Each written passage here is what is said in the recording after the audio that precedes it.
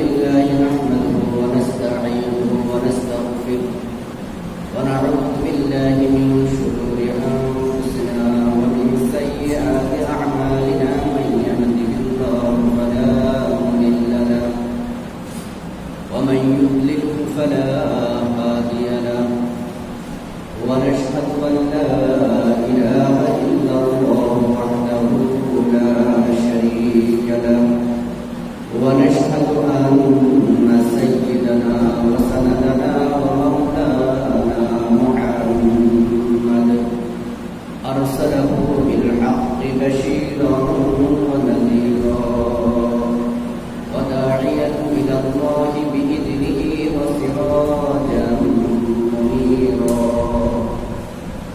أما بعد فأعوذ بالله من الشيطان الرجيم بسم الله الرحمن الرحيم سبحان الذي أسرى بعبده ليلا من المسجد الحرام إلى المسجد الأقصى صدق الله مولانا العظيم اللهم انفعنا بالقرآن الحكيم اللهم ارزقنا بكل حرف من القرآن حلاوة وبكل جزء من القرآن جزاء عن عبادة بن الصامت رضي الله تعالى عنه قال رسول الله صلى الله عليه وسلم من أحب لقاء الله أحب الله لقاءه ومن كره لقاء الله كره الله لقاءه أو كما قال النبي عليه الصلاة والسلام ذكر दुनिया करके देखा फिक्र अखबा करके देख जिक्र दुनिया करके देखा फिक्र अखबा करके देख सबको अपना करके देखा सबको अपना करके देख সকলে মুহাম্মদের সাথে একবার দুরূদ ইব্রাহিম পাঠ করে নিন আল্লাহুম্মা সাল্লি আলা মুহাম্মাদ ওয়া আলা আলি মুহাম্মাদ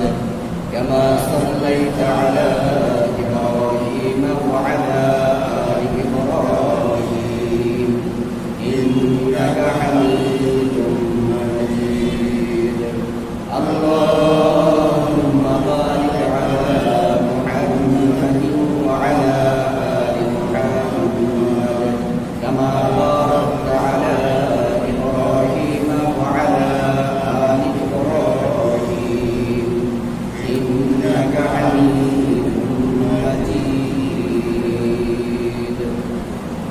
معزز محترم সম্মানিত মুসল্লিয়ান کرام মহান আল্লাহ রাব্বুল আলামিনের দরবারে অসংখ্য অগণিত শুকর যে আল্লাহ রাব্বুল আলামিন দয়া করে মায়া করে মুহাব্বত করে ভালোবেসে তার ঘরে সবার আগে হাজিরা দেওয়ার তৌফিক এনায়েত করেছেন। এই জন্য হৃদয়ের গহীন থেকে মুহাব্বতের সাথে একবার কালিমাতুশ শুকর আদায় করে নিয়ে সবাই বলে আলহামদুলিল্লাহ। মাহে রজব চলতেছে, এই রজবের ব্যাপারে ইতিপূর্বে মোটামুটি আলোচনা হয়েছে যে আল্লাহ রাব্বুল আলামিনের সম্মানিত মাসসমূহের মধ্য থেকে একটি মাস হলো রজব, যে ব্যাপারে আল্লাহ রাসূল সাল্লাল্লাহু আলাইহি ওয়াসাল্লাম বলেন রজব শাহরুল্লাহ ওয়া শাবান শাহরি ওয়া রমজান শাহরু উম্মতি। রজব হলো আল্লাহ তাআলার মাস, শাবান হলো আমার মাস, আর মাহে রমজান হলো আমার উম্মতের মাস। রজব মাস শুরু হয়ে গেলে আল্লাহ রাসূল সাল্লাল্লাহু আলাইহি ওয়াসাল্লাম একটা দোয়া অধিক পরিমাণে পাঠ করতেন। দোয়াটি হলো আল্লাহুম্মা বারিক লানা ফি রজব ওয়া শাবান ওয়া বাল্লিগনা রমাদান। এই রজব মাসে প্রসিদ্ধ মত অনুযায়ী মেরাজ এবং ইসরার মতো ঘটনা ঘটেছে। এই সম্পর্কে মোটামুটি আলোচনা, ধারাবাহিক আলোচনা হয়ে আসতেছিল যে আল্লাহ রাব্বুল আলামিন তার প্রিয় হাবিব সাল্লাল্লাহু আলাইহি ওয়াসাল্লামকে মেরাজের রজনীতে তার সাথে সাক্ষাৎ করিয়েছেন। আল্লাহ রাব্বুল আলামিন এই শবে মেরাজে নিজের কাছে নিয়ে তার দিদার দিয়ে ধন্য করেছেন। রাসূল করিম সাল্লাল্লাহু আলাইহি ওয়াসাল্লামকে আল্লাহ রাব্বুল আলামিন জান্নাত দেখিয়েছেন, জাহান্নাম দেখিয়েছেন এবং জান্নাতের বিভিন্ন নাজ ও নেয়ামত দেখিয়েছেন, জান্নাতের বিভিন্ন প্রাসাদ, বিভিন্ন বালাখানা দেখিয়েছেন এবং জাহান্নামীদের বিভিন্ন অবস্থাকে আল্লাহ রাসূল সাল্লাল্লাহু আলাইহি ওয়াসাল্লামের সামনে উপস্থিত করেছেন, দেখিয়েছেন। ফিরে আসার সময় রাসূল করিম সাল্লাল্লাহু আলাইহি ওয়াসাল্লামকে আল্লাহ রাব্বুল আলামিন 4টা উপহার দিয়ে দিলেন। তার মধ্যে একটা ছিল সালাত, নামাজ, 2 নম্বর ছিল সূরা বাকারার শেষ 2 আয়াত, 3 নম্বর উপহার এবং পুরস্কার ছিল যে আপনার উম্মতের কেউ যদি শিরিক না করে আমার কাছে আগমন করে ফিরে আসে, তাহলে আমি তাকে একদিন না একদিন জান্নাত দান করব। সুবহানাল্লাহ।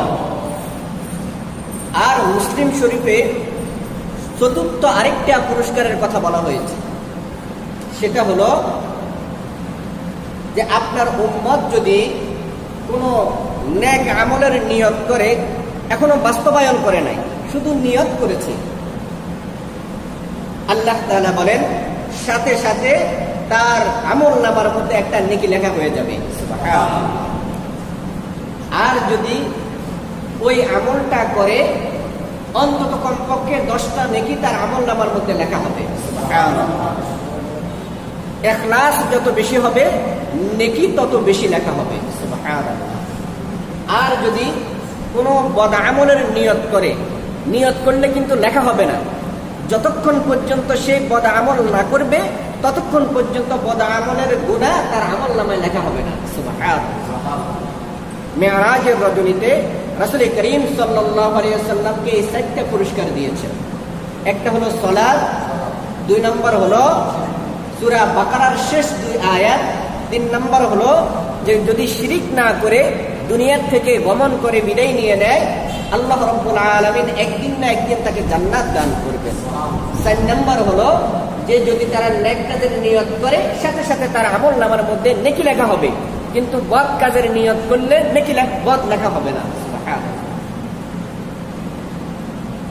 সবে মেরাজের এখানে একটা বিষয় বলে রাখা খুব দরকার, সেটা হলো আমাদের সমাজের মধ্যে শবে মেরাজ উপলক্ষ করে শবে বরাত এবং শবে কদরের মতো ইবাদতের গুরুত্ব দেওয়া হয়, যে এই রাত্রিতে জাগরণ করে শবে বরাত এবং শবে কদরের মধ্যে যেমন রাত্রিতে জাগ্রত থেকে ইবাদত করা হয়, ঠিক তদ্রূপভাবে কিছু কিছু মানুষ শবে মেরাজের রজনীতে সারা রাত জাগ্রত থেকে ইবাদত করে এবং এটাকে আবশ্যক মনে করে এবং পরের দিন রোজা রাখে। মনে রাখতে হবে রাসূল করিম সাল্লাল্লাহু আলাইহি ওয়াসাল্লাম মেরাজ হয়েছিল হিজরতের আগে। হিজরত করার পরেও আল্লাহ রাসূল সাল্লাল্লাহু আলাইহি ওয়াসাল্লাম মদিনাতে 10 বছর ছিলেন। রাসূল করিম সাল্লাল্লাহু আলাইহি ওয়াসাল্লাম মেরাজের রজনী উপলক্ষ করে বিশেষ কোনো আমল কখনোই করেননি এবং সাহাবায়ে কেরামদেরকেও ওই আমল করার জন্য কখনো উৎসাহিত করেনি। তাহলে যেই আমল আল্লাহ রাসূল করেনি, সাহাবায়ে কেরামকে করতে উৎসাহিত করে নাই, তাহলে বোঝা গেল এই রজনীতে বিশেষ কোনো আমল নাই। শবে বরাতের মধ্যে যেমন বিশেষ আমল আছে যেটা আল্লাহ রাসূল সাল্লাল্লাহু আলাইহি ওয়াসাল্লাম করেছেন, লাইলাতুল কদরে যেমন বিশেষ আমল আছে, আল্লাহ রাসূল সাল্লাল্লাহু আলাইহি ওয়াসাল্লাম নিজে করেছেন, সাহাবায়ে কেরামদেরকে করার জন্য উৎসাহিত করেছেন। কিন্তু শবে মেরাজের মধ্যে এমন কোনো আমল নেই। যদি কেউ আবশ্যক মনে করে তাহলে সে গুনাহ করবে। আর পরের দিন কোনো রোজা নেই, বরঞ্চ হযরত ওমর ফারুক রাদিয়াল্লাহু তাআলা আনহু যদি জানতেন যে কোনো ব্যক্তি রোজা রেখেছে শবে মেরাজের রাত দিনের বেলা, মেরাজ উপলক্ষ করে দিনের বেলা কোনো রোজা রেখেছে, হযরত ওমর ফারুক রাদিয়াল্লাহু তাআলা আনহু যতক্ষণ পর্যন্ত সে রোজা না ভাঙত ততক্ষণ পর্যন্ত তাকে প্রহার করতেন। এই জন্য যে কেন তুমি নিজের পক্ষ থেকে দিনের মধ্যে বাড়াবাড়ি করতেছ? কারণ দিন তো হলো মানার নাম। আল্লাহ রাসূল সাল্লাল্লাহু আলাইহি ওয়াসাল্লাম যা করেছেন, যা করতে বলেছেন, সাহাবায়ে কেরাম যা করেছেন, এটাই হলো দিন। দিন হলো মানার নাম। নিজের পক্ষ থেকে কোনো কিছু দিনের মধ্যে যোগ করা, সংযোগ করা, এটা যাবে না। এজন্য মেরাজ উপলক্ষ করে নির্দিষ্ট কোনো ইবাদত নেই। তবে হ্যাঁ, প্রতিদিন যেমন নফল ইবাদত আছে, শেষ রজনীতে আল্লাহ রাব্বুল আলামিন বান্দাদেরকে ডাকতে থাকে, ঠিক মেরাজের রজনীতেও এভাবে ডাকতে থাকে, কিন্তু বিশেষভাবে কোনো আমল নেই। তাহলে বিষয়টা আলহামদুলিল্লাহ পরিষ্কার হয়ে গেল। তাহলে আল্লাহ রাব্বুল আলামিন তার হাবিবকে মেরাজ থেকে ফেরার পথে 4টা উপহার দিলেন। এর মধ্যে 1 নাম্বার ছিল সালাত, নামাজ। এ সম্পর্কে মোটামুটি আলোচনা হয়েছে। রাসূল করিম সাল্লাল্লাহু আলাইহি ওয়াসাল্লামকে আল্লাহ রাব্বুল আলামিন জান্নাত দেখিয়েছেন, জাহান্নামও দেখিয়েছেন। জান্নাতের নাজ ও নেয়ামত দেখিয়েছেন, জাহান্নামের অপরাধীদের কি পরিমাণ শাস্তি হবে তাও দেখিয়েছেন। তার মধ্য থেকে যখন আল্লাহ রাসূলকে জাহান্নাম এবং জাহান্নামবাসীদেরকে দেখানো হচ্ছে, তখন আল্লাহ রাসূল সাল্লাল্লাহু আলাইহি ওয়াসাল্লাম দেখতে পেলেন যে এমন কিছু মানুষ যাদের নখগুলো তামার, এই নখ দিয়ে তারা নিজের মুখমণ্ডলকে ক্ষতবিক্ষত করতেছে এবং নিজের বুকটাকে ক্ষতবিক্ষত করতেছে। আবার আগের মতো হয়ে যাচ্ছে, আবার নিজের এই নখ দিয়ে নিজের চেহারা এবং নিজের বুককে ক্ষতবিক্ষত করতেছে। রাসূল করিম সাল্লাল্লাহু আলাইহি ওয়াসাল্লামের সফর সঙ্গী হযরত জিবরাইল আমিন তাকে জিজ্ঞেস করলেন, হে জিবরাইল, এই মানুষগুলোকে, এত কঠিন শাস্তি এই মানুষগুলোকে? হযরত জিবরাইল আমিন বললেন, এরা হলো ওই সমস্ত লোক যারা আপনার উম্মতের মধ্যে যারা গীবত করে। এরা হলো ওই সমস্ত লোক যারা আপনার উম্মতের মধ্যে গীবত করে। তাদের হলো এই শাস্তি। গীবত এত জঘন্যতম অপরাধ, বর্তমান সমাজের অধিকাংশ মানুষ কোনো না কোনো ভাবে এর সাথে জড়িত। ইল্লা মান রাহিমা রাব্বুক, যাদেরকে আল্লাহ তাআলা বিশেষভাবে অনুগ্রহ করে বাঁচিয়ে রাখেন, এছাড়া অধিকাংশ মানুষ এই গীবতের মধ্যে লিপ্ত হয়ে যায়। হযরত আশরাফ আলী থানভী রাহমাতুল্লাহ আলাইহি তো বলেন যে গীবত এখন গীবাত হয়ে গেছে, গীবাত হয়ে গেছে। অথচ গীবত কত মারাত্মক গুনাহ। সূরা হুমাযার মধ্যে আল্লাহ তাআলা বলেন, ওয়াইলুল লিকুল্লি হুমাযাতিল লুমাযা আল্লাযী জামাআ মালাহু ওয়া আদ্দাদা ইয়াহসাবু আন্না মালাহু আখলাদা। আল্লাহ রাব্বুল আলামিন বলেন, হুমাযা এবং লুমাযা যারা করে তাদের জন্য ওয়াইল অর্থ হলো ধ্বংস অথবা ওয়াইল নামক জাহান্নাম। হুমাযা আর লুমাযা কাকে বলা হয়? যারা সামনে এবং পিছনে পরনিন্দা করে, অপরের দোষ বলে বেড়ায়, তাদেরকে হুমাযা এবং লুমাযা বলা হয়। যারা সামনে এবং পিছনে অপরের দোষ বলে বেড়ায়, তাদেরকে লুমাযা এবং হুমাযা বলা হয়। সূরা হুমাযার মধ্যে 3 ধরনের অপরাধের শাস্তির কথা উল্লেখ করা হয়েছে। যারা সামনে এবং পিছনে পরনিন্দা করে, আরেকটা হলো যারা মাল জমা করে, মালের যাকাত দেয় না, দান খয়রাত করে না, মাল জমা করে, তাদের ব্যাপারে আল্লাহ রাব্বুল আলামিন বলে যে তাদের ধ্বংস হোক এবং তাদের জন্য এমন যন্ত্রণাদায়ক শাস্তি অপেক্ষা করতেছে, আগুন অপেক্ষা করতেছে, যে আগুন তাদের হৃদয় পর্যন্ত জ্বালিয়ে দিবে এবং এই আগুনের মধ্যে তাদেরকে বেঁধে, জাহান্নামের স্তম্ভের মধ্যে বেঁধে তাদেরকে আগুনের মধ্যে নিক্ষেপ করা হবে। কত মারাত্মক! এখন আমাদেরকে প্রথমে জানতে হবে গীবত কাকে বলা হয়। কোরআনে কারীমের সূরা হুজুরাতের 12 নম্বর আয়াতে আল্লাহ তাআলা বলেন, ইয়া আইয়ুহাল্লাযীনা আমানু ইজতানিবু কাসীরাম মিনায-যন্নি ইন্না বা'দায-যন্নি ইসমুন ওয়া লা তাজাসসাসু ওয়া লা ইয়াগতাব বা'দুকুম বা'দা আইয়ুহিব্বু আহাদুকুম আন ইয়াকুলাহু লাহমান। সূরা হুজুরাতের 12 নম্বর আয়াত আল্লাহ তাআলা বলেন, হে ঈমানদাররা, ইজতানিবু কাসীরাম মিনায-যন্নি, তোমরা কারো ব্যাপারে তোহমত দেওয়ার চিন্তা থেকে বিরত থাকো। জন মানে ধারণা, কিন্তু এখানে মুফাসসিরিনে কেরাম বলেন জন দ্বারা উদ্দেশ্য হলো কারো ব্যাপারে মিথ্যা অপবাদ দেওয়া, যে না জেনে কারো ব্যাপারে মিথ্যা অপবাদ থেকে বিরত থাকো। ওয়ালা তাজাসসু, এবং কারো দোষ তালাশ করো না, একে অন্যের দোষ তালাশ করো না। 3 নাম্বার, ওয়ালা ইয়াগতাব বা'দুকুম বা'দা, খবরদার একজন আরেকজনের গীবত করো না। আচ্ছা, তোমরা কি পছন্দ করো যে আইয়াকুলা, যে তোমরা ভক্ষণ করবে, আহার করবে তোমার অপর ভাইয়ের, মৃত ভাইয়ের গোশত? ফাকারিহতুমু, তোমরা কখনো এটা পছন্দ করবে না। ওয়াত্তাকুল্লাহ ইন্নাল্লাহা তাওয়াবুর রহিম, যেহেতু এটা অপছন্দ করবে, খবরদার তোমরা এর থেকে আল্লাহ তাআলাকে ভয় করো, নিশ্চয় আল্লাহ তাআলা তওবা গ্রহণকারী এবং পরম দয়ালু। তাহলে এখানেও গীবতের কথা বলা হয়েছে। অপর হাদিসে বুখারী এবং মুসলিম শরীফের এবং বাইহাকী শরীফের মধ্যে হাদিস আছে, আন আবু সাঈদ খুদরি রাদিয়াল্লাহু তাআলা আনহু قال قال النبي صلى الله عليه وسلم الغيبة أشد من الزنا। আল্লাহ রাসূল বলেন, গীবত হলো জিনার থেকে মারাত্মক অপরাধ, ব্যভিচার থেকে মারাত্মক অপরাধ হলো গীনা।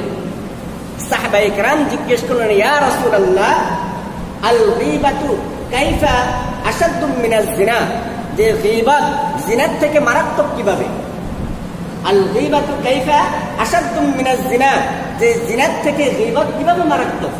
সাহাবায়ে কেরাম জিজ্ঞেস করলেন। আল্লাহ রাসূল সাল্লাল্লাহু আলাইহি ওয়াসাল্লাম বলেন, দেখো, কোন ব্যক্তি যদি ব্যভিচার করে, জিনা করে, তাহলে সে আল্লাহ তাআলার কাছে তওবা করতে পারবে। তওবা করলে আল্লাহ তাআলা তার ব্যভিচারের গুনাহ মাফ করে দিবেন।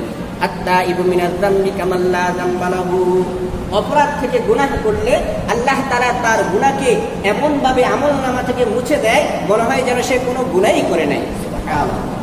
আর তওবা যদি এমন তওবা হয়, আল্লাহ রাব্বুল আলামিন ওই তওবার স্থানগুলোকে, ওই আমলনামা থেকে যে গুনাহগুলো মুছে দিয়েছেন, ওই গুনাহগুলোকে আল্লাহ তাআলা নেকির দ্বারা পরিবর্তন করে দেন। সুবহানাল্লাহ।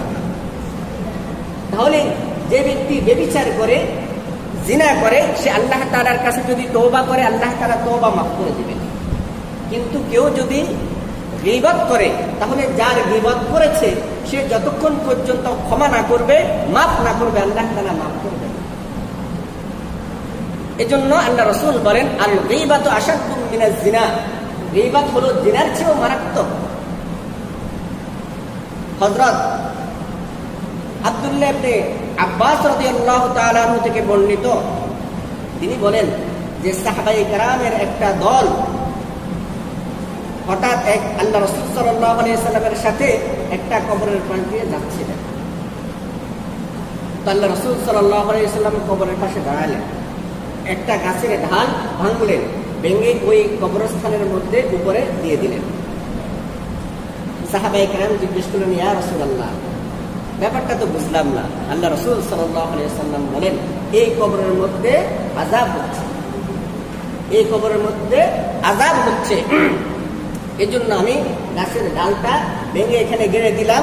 যতক্ষণ পর্যন্ত এই গাছের ঢাল থাকবে, তাহলে ততক্ষণ পর্যন্ত তার আযাবটা হালকা হয়ে যাবে। মানে হলো, গাছরাও কিন্তু আল্লাহ তাআলার তাসবিহ পাঠ করে, যতক্ষণ এই গাছের পাতাগুলো এই গাছটার তাসবিহ পাঠ করবে, ততক্ষণ পর্যন্ত তার আযাবটা হালকা হবে। এজন্য আমি গাছের ঢাল দিয়ে দিলাম। সাহাবায়ে কিরাম জিজ্ঞেস করলেন, ইয়া রাসূলুল্লাহ, তাদের শাস্তিটা কেন? আল্লাহ রাসূল বলেন মারাত্মক কোনো অপরাধ না। অপরাধ হলো দুটা, যে অধিকাংশ মানুষ এর থেকে বেঁচে থাকে না। যে একটা হলো অধিকাংশ সময় এরা গীবত করত, আরেকটা হলো ইস্তিনজা করে পেশাব করে ঢিলা দিত না। ফোঁটা ফোঁটাতে ইস্তিনজার ফোঁটাগুলো পড়ে, এর থেকে সতর্ক হতো না। এই দুটো অপরাধের কারণে তাদের এই শাস্তি। আর অধিকাংশ কবর আযাব এই কারণেই হয়ে থাকে, কারণ মানুষ এই দুটা গুনাহকে হালকা মনে করে, যার কারণে অধিকাংশ কবর আযাব এই কারণেই হয়ে থাকে। এটা তো হলো যারা গীবত করে, এদের আরো অনেক শাস্তি আছে। এটা হলো একটু ধারণা দেওয়া, এত মারাত্মক গীবত। তো মুসলিম শরীফের হাদিস আছে, عن أبي هريرة رضي الله تعالى عنه قال عن أبي هريرة رضي الله تعالى عنه عن النبي صلى الله عليه وسلم قال أتدرون ما الغيبة? হযরত রাসূল করিম সাল্লাল্লাহু আলাইহি ওয়াসাল্লাম জিজ্ঞেস করলেন, এই তোমরা কি জানো গীবত কাকে বলে? তোমরা কি জানো আতাদরুনা মাল গীবাত, গীবত কাকে বলে? আল্লাহ রাসূল সাল্লাল্লাহু আলাইহি ওয়াসাল্লাম, সাহাবায়ে কেরাম বলেন, আল্লাহু ওয়া রাসূলুহু আ'লাম, আল্লাহ এবং তার রাসূল অধিক ভালো জানেন। কারণ সাহাবায়ে কেরাম বুঝতেছেন নিজের এখানে মত দেওয়া চলবে না, হয়তো আল্লাহ রাসূল আমাদেরকে কিছু বলতে চান, এজন্য বললেন আল্লাহু ওয়া রাসূলুহু আ'লাম, আল্লাহ এবং তার রাসূল ভালো জানেন। তখন আল্লাহ রাসূল সাল্লাল্লাহু আলাইহি ওয়াসাল্লাম বলেন, যিকরুকা আখাকা বিমা ইয়াকরাহু, যে তোমার ভাইয়ের এমন কথা উচ্চারণ করা যেটা সে অপছন্দ করে, মনে কষ্ট পায়। তো সাহাবীরা আবার জিজ্ঞেস করলো, ইয়া রাসূলুল্লাহ, এই দোষটা যদি তার মধ্যে থাকে, এই দোষটা যদি তার মধ্যে থাকে, আল্লাহ রাসূল সাল্লাল্লাহু আলাইহি ওয়াসাল্লাম বলেন, এই দোষটা যেটা তুমি বলেছো এটা যদি তার মধ্যে থাকে তাহলেই তো গীবত হবে। আর যদি এই দোষটা তার মধ্যে না থাকে আর তুমি বলে বেড়াও, তাহলে এটা তো হবে মিথ্যা অপবাদ, এটা তো হবে মিথ্যা অপবাদ। খবরদার, গীবত থেকে তোমরা বেঁচে থাকো। তাহলে বোঝা গেল গীবত কত মারাত্মক অপরাধ। এর থেকে আল্লাহ রাব্বুল আলামিনও বেঁচে থাকতে বললেন, আল্লাহ রাসূল সাল্লাল্লাহু আলাইহি ওয়াসাল্লামও বেঁচে থাকতে বললেন, এবং কত মারাত্মক শাস্তি আসলো। তবে কিছু কিছু ক্ষেত্রে কারো দোষ, এখন কথা হলো তার মানে সমাজের মধ্যে মানুষ দোষ করে বেড়াবে, এই দোষকে অপরের কাছে বলা যাবে না।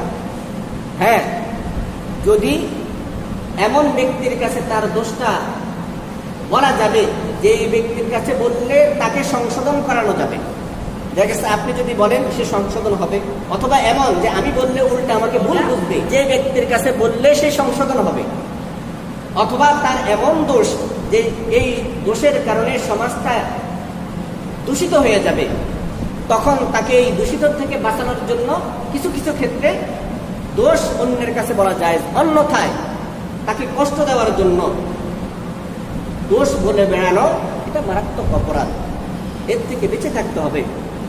আল্লাহ রাসূল সাল্লাল্লাহু আলাইহি ওয়াসাল্লাম বলেন যে জাহান্নামের মধ্যে আমি দেখেছি যে তামার নখ, এই নখ দিয়ে তারা নিজের চেহারাগুলোকে ক্ষতবিক্ষত করতেছে। আবার কোরআনে কারীমের আয়াত থেকে পাওয়া গেল যে তাদেরকে হতামা নামক জাহান্নামের মধ্যে বেঁধে, হাত পা বেঁধে নিক্ষেপ করা হবে, এবং তাদেরকে মরা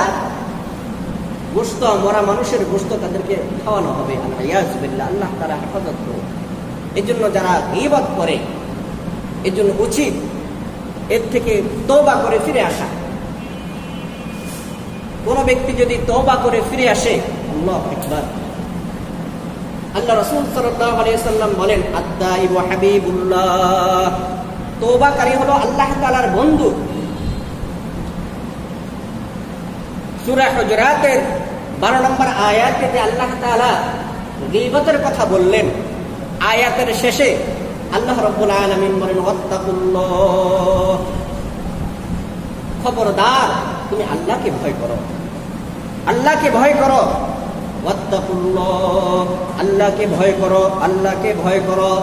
ইন্নাল্লাহা তাওয়াবুর রহিম, তুমি যদি অতীতে গুনাহ করেছো তো আল্লাহ তাআলার কাছে তওবা করো। আল্লাহ তাআলা তওবা গ্রহণকারী এবং পরম দয়ালু। আল্লাহ তাআলা তওবাকারী এবং পরম দয়ালু। যদি বান্দা তওবা করার মতো করতে পারে, তাহলে আল্লাহ রাব্বুল আলামিন তার তওবাকে গ্রহণ করে এমন ভাবে আল্লাহ তাআলার বন্ধু বানায় নেবেন যে সে শুধু আল্লাহ তাআলার বন্ধু থাকবে না, দুনিয়ার সকল সৃষ্টিকুলের বন্ধু হয়ে যাবে। এই জন্য আল্লাহ রাসূল বলেন আত-তাইবু হাবিবুল্লাহ। তওবা মানে হলো কি? তওবা মানে এটা না যে আমি দুই গালে দুইটা থাপ্পড় দিলাম আর লা হাওলা ওয়ালা কুওয়াতা ইল্লা বিল্লাহ করলাম, এটা তওবা না। তওবা হলো যে গুনাহ করা হয়েছে এই গুনাহ ছেড়ে দেওয়া, ভবিষ্যতে করব না সংকল্পবদ্ধ হওয়া, আর গুনাহের জন্য লজ্জিত হয়ে আল্লাহ তাআলার কাছে কান্নাকাটি করা, আর যদি কারো হক নষ্ট করে থাকে এটা তার কাছে গিয়ে ক্ষমা চাওয়া, সেটা পরিশোধ করা, এটা হলো তওবা। তওবা যদি করা যায় যে আল্লাহ রাব্বুল আলামিন তাকে নিজের বন্ধু না সকলের বন্ধু বানায় দিলেন, তার একটা প্রমাণ দেখেন। আব্দুল্লাহ ইবনে মুবারক রাহমাতুল্লাহ আলাইহি, যিনি ইমামুল মুহাদ্দিসিন, হাদিস বিশারদদের ইমাম, ইমামুল ফকিহ, ফকিহদের ইমাম, ইমামুল আউলিয়া, বুজুর্গ কেরামদের ইমাম, আব্দুল্লাহ ইবনে মুবারক রাহমাতুল্লাহ আলাইহি, কিন্তু তার জীবনের প্রাথমিক অবস্থা হলো তিনি মদ পান করতেন। মদ তার জীবনের সঙ্গী ছিল, নিত্যদিনের সঙ্গী ছিল মদ পান করা। শুধু নিজে পান করতেন তা না, নিজের পরিবারকে নিয়ে, নিজের বন্ধু বান্ধবদেরকে নিয়ে একসাথে মদ পান করতেন। তার মানে একটা উশৃঙ্খল ছিলেন। ঠিক একদিন আব্দুল্লাহ ইবনে মুবারক রাহমাতুল্লাহ আলাইহি তার একটা ফলের বাগান ছিল। এই ফলের বাগানে একদিন আব্দুল্লাহ ইবনে মুবারক রাহমাতুল্লাহ আলাইহি তার পরিবার এবং বন্ধুদেরকে নিয়ে সেখানে গেলেন, বাগানের মধ্যে আনন্দ উল্লাস করতে গেলেন। রাত্রেবেলা মদ পান করলো, গান নাচ হলো, শুয়ে আছে। প্রথম রাত গেল, উনি নিজেই একতারা বাজাতে পারতেন, নিজে বাজাইলেন, শুয়ে আছে। পরের দিন রাত্র তাও করলো।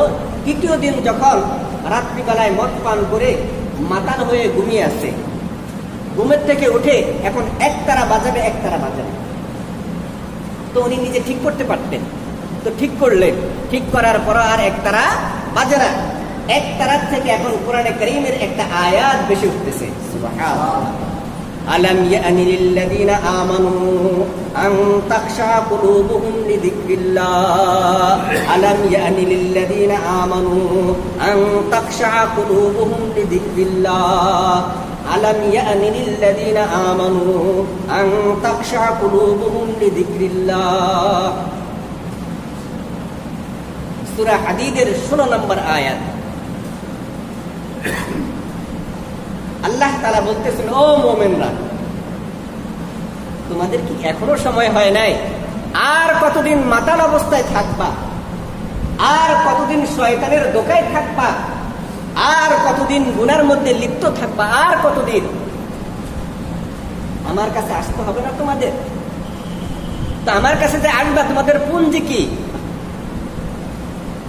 আলাম ইয়ানি লিল্লাযিনা আমানু আন তাখশা কুলুবুহুম লিযিকরিল্লাহ, হে ঈমানদাররা, তোমাদেরকে কি এখনো অন্তরটা আল্লাহ তাআলার ভয়ে কম্পমান হয় নাই? লিযিকরিল্লাহ, আল্লাহ তাআলার জিকিরের জন্য তোমাদের অন্তরগুলোকে এখনো কম্পমান হয় নাই? এখনো তোমাদেরকে কি আল্লাহ তাআলার পথে ফিরে আসার সময় হয় নাই? একতারাত থেকে এই আওয়াজটা আসতেছে। বুস্তানুল মুহাদ্দিসিনের মধ্যে এই ঘটনাটা উল্লেখ আছে। অন্য বর্ণনায় আছে যে একতারা না, বরঞ্চ তার পাশে যেহেতু বাগানের মধ্যে একটা পাখি ছিল, ওই পাখি তার আওয়াজ বাদ দিয়ে কোরআনে কারীমের এই আয়াত তেলাওয়াত করতেছে, সুবহানাল্লাহ। আলাম ইয়ানি লিল্লাযিনা আমানু আন তাখশা কুলুবুহুম লিযিকরিল্লাহ, ও ঈমানদাররা, এখনো কি তোমাদের সময় হয় নাই তওবা করে আল্লাহ তাআলার পথে ফিরে আসবে? তোমাদের অন্তরগুলোকে এখনো আল্লাহ তাআলার ভয়ে, আল্লাহ তাআলার জিকিরের জন্য কম্পমান হয় না? এখনো কি তোমার অন্তরটা আল্লাহ তাআলার ভয়ে কাঁপতেছে না?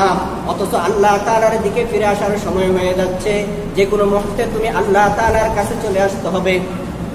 তোমার মওত হয়ে যাবে, মৃত্যু হয়ে যাবে। মৃত্যুর সময় যখন গনিয়ে আসবে, 1 সেকেন্ড আর তোমাকে থাকতে দেওয়া হবে না। একথা বললে চলবে না, আমাকে একটু সময় দেন, আমি তওবা করে নেই, দান সদকা করে নেই, আমাকে একটু সময় দেন। কিন্তু না না, ইদা জা আজালুহুম লা ইস্তাখিরুনা সাআতান ওয়া লা ইস্তাকদিমুন। নির্দিষ্ট সময় যখন চলে আসবে, 1 সেকেন্ড আর থাকতে দেওয়া হবে না। মালাকুল মউত হ্যান্ডকাপ লাগিয়ে তাকে এই দুনিয়ার থেকে নিয়ে যাবে। যত আফসোস করবে, তাকে আর সুযোগ দেওয়া হবে না। আল্লাহ তাআলা বলতেছেন, ও আমার বান্দা, ঈমানদারদেরকে বলতেছে, মুমিনদেরকে বলতেছে, ও আমার মুমিন বান্দারা, এখনো কি তোমাদের সময় হয় নাই? আব্দুল্লাহ ইবনে মুবারক রাহমাতুল্লাহ আলাইহির অন্তরের মধ্যে এমন দাগ লাগছে, এমন ধাক্কা লাগছে, এমন ভাবে আল্লাহ তাআলার কাছে তওবা করেছেন, তো আল্লাহ রাব্বুল আলামিন তাকে আল্লাহ তাআলার বন্ধু বানাই নিলেন। সুবহানাল্লাহ। শুধু এমন বন্ধু নয়, কেমন বড় বন্ধু বানাই নিলেন। আল্লাহু আকবার, আল্লাহু আকবার। যে বুখারী মুসলিম পৃথিবীর মধ্যে সবচেয়ে বিশুদ্ধ গ্রন্থ হলো কোরআনুল কারীম। এই কোরআনুল কারীমের পরে সবচেয়ে বিশুদ্ধ গ্রন্থ হলো বুখারী শরীফ, এরপরে হলো মুসলিম শরীফ, এরপরে আবু দাউদ, তিরমিজি, নাসাই, ইবনে মাজাহ, তাফসীর, তার 6টা কিতাব, যেটা দাওরা হাদিসের মধ্যে পড়া হয়। এটা হলো বিশুদ্ধ কিতাব। এই সকল বিশুদ্ধ কিতাবের মুসান্নিফরা, লেখকরা কোনো না কোনো ভাবে তার ছাত্র, কোনো না কোনো ভাবে ওই আব্দুল্লাহ ইবনে মুবারকের ছাত্র। হযরত ইমাম আবু হানিফা রাহমাতুল্লাহ আলাইহির ছাত্র। সব কিছু ত্যাগ করে ইলমে দ্বীনের সাথে জড়িয়ে গেছেন। দিনের বেলা রোজা রাখতেন, আর রাত্রি বেলায় আল্লাহ তাআলার কাছে কান্নাকাটি করতেন। এমন কান্নাকাটি করতেন, আল্লাহ তাআলা তাকে ইমামুল মুহাদ্দিসিন, হাদিসের ইমাম বানাই নিয়েছেন। যুবকের পরে বিবাহ শাদী করে ফেলছেন। আমরা তো মনে করি না, এখন তার সময় নাই, কখন আর ইলমে দ্বীন হাসিল করব। ইলমে দ্বীন হাসিল করার জন্য কোনো বয়স লাগে না, মাদ্রাসায় যেতে হয় না, কোনো নেককার আল্লাহ ওয়ালার সোহবতে থেকেও কি হওয়া যায়, শেখা যায়। এরকম অনেক নজির আছে। খুদ বখুদ কামিল না শুধু মোল্লায়ে রুম, তা গোলামে শামসে তিবরিজে না সুদ। একজন হক্কানি আল্লাহ ওয়ালার সোহবতে গিয়েও শেখা যায়। শয়তানে ধোঁকা দেয় যে এখন হলো ফিতনার জামানা, আমরা কোথায় পাবো? মান জাদ্দা ওয়াজাদা, যে যা তালাশ করে সে তা পায়। কোরআনে কারীমের মধ্যে আল্লাহ তাআলা বলেন, তুমি আল্লাহ তাআলাকে খোঁজ করো, খুঁজলে আল্লাহ তাআলা তাকে পাওয়ার জন্য এই পরিমাণ রাস্তা তোমার সামনে আসান করে দিবে যে তুমি কল্পনাও করতে পারবে না। মানুষ দৈনিক যেই পরিমাণ নিঃশ্বাস নেয়, মানুষ দৈনিক যেই পরিমাণ নিঃশ্বাস নেয়, তার চেয়ে অধিক পথ আল্লাহ তাআলা পাওয়ার জন্য আল্লাহ তাআলা করে দিবেন। তুমি রাস্তা অবলম্বন করে দেখো, কদম উঠাই দেখো, কদম উঠাই দেখো যে আল্লাহ রাব্বুল আলামিন তাকে পাওয়ার জন্য রাস্তা আসান করে দিবেন। কেরানীগঞ্জে ডালখানগর পীর সাহেব আব্দুল মুতিন সাহেব, তার খানকায় যান, যাত্রাবাদে বাড়ি মাহমুদুর হাসান আছে, তার খানকায় যান, দেখবেন মানুষগুলো আল্লাহকে পাওয়ার জন্য কিভাবে তাদের কদমে পড়ে আছে। আমরা তো নিজের ঘরের ভিতরে থাকি, বাহিরে যাই না, আর বলে আল্লাহকে পাবো কোথায়? তালাশ করে দেখেন, আল্লাহ তাআলা সহজ করে দিবেন। আপনিও হতে পারেন এখন বর্তমান কালের আব্দুল কাদের জিলানী, জুনাইদ বাগদাদি, জুনাইদ বাগদাদ এবং আব্দুল্লাহ ইবনে মুবারক রাহমাতুল্লাহ আলাইহির মতো ব্যক্তি আপনিও হতে পারেন। শুধু কদম উঠাই দেখেন, কদম উঠাইতে দেরি, আল্লাহ তাআলা তাকে পাওয়ার জন্য রাস্তা আসান করতে দেরি হবে না। তো আল্লাহ রাসূল সাল্লাল্লাহু আলাইহি ওয়াসাল্লামকে মেরাজের রজনীতে যখন জাহান্নামে দেখাইছিলেন, তখন জাহান্নামের মধ্যে এমন এক দলকে দেখিয়েছেন যাদের নখগুলো ছিল তাম্য বর্ণের তামা, যে তারা এই নখ দিয়ে নিজের চেহারাগুলোকে ক্ষত বিক্ষত করতেছে, নিজের বুকটাকে ক্ষত বিক্ষত করতেছে। জিবরাইল আমিনকে জিজ্ঞেস করলে তিনি বললেন এরা হলো গীবতকারী, যারা অন্যের গীবত করে। আল্লাহ রাব্বুল আলামিন আমাদের সকলকে গীবত থেকে, পরনিন্দা থেকে তার খাস কুদরতে হেফাজত করেন। সবাই বলেন আমিন।